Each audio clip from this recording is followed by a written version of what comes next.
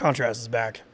My recent Instagram reel, I got about 90,000 views, and that was just with one overhead light source and then a soft source to the left. Shot on the shadow side, didn't have a fill light, and that was it. People were talking about how it looks, how it feels. It was a dark, romantic scene. I'll show it here on screen. It was dark, romantic, and the vibe was great. And people really loved it because, and it's not overly produced, and I think that's what people are missing, is that we've come so far where we're doing like a full 360 now, where the 180 was, oh, we're getting away from hard light and now we're going too soft. So now that the shadow fall off isn't good, and now we're going to need to bump up the shadows because it's, it becomes this dangerous game. But now we're back to, let's have like a 4-to-1 contrast ratio.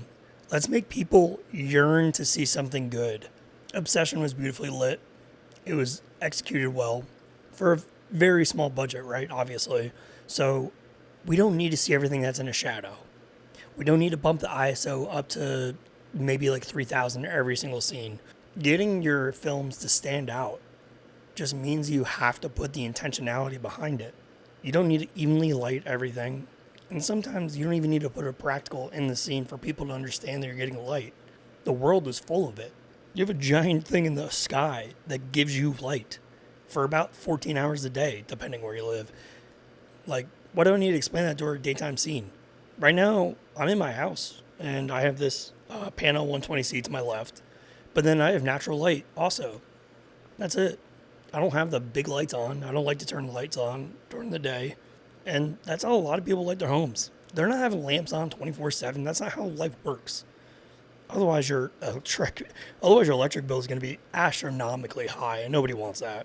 So if you want your film or your reels or something to stand out, add some contrast. Add some depth to the lighting. You don't need to fill every single freaking scene. Roger Deakins is my favorite cinematographer because he understands that when you want a specific look for a story, not everything has to be natural. It just has to go for the story. And it's kind of where I'm at for my cinematography journey. And right now I'm actually super excited about the work that I'm producing because the people who come to me for their projects are actually enjoying the work I put out. They look and they go, that's so gorgeous. And I'm not inflating my own ego. I still suck. So, don't worry about that. But they're coming up to me and they're like, oh, this is exactly what we had thought. Thank you for showing us the vision and then actually taking our story and making it a reality.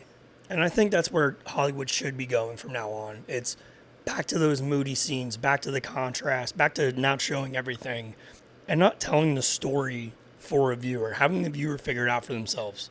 That's about it. Have a good one.